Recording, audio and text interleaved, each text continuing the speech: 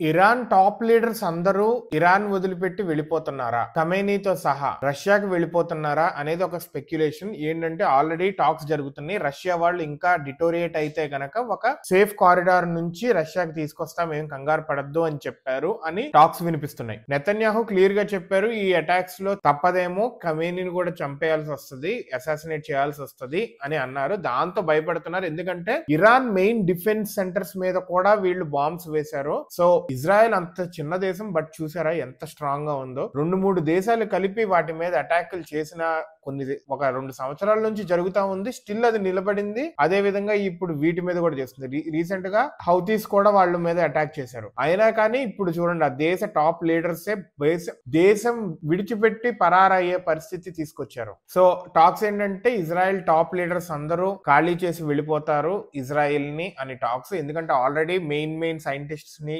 Main chiefs ని చంపేశారు Israel వాళ్ళు.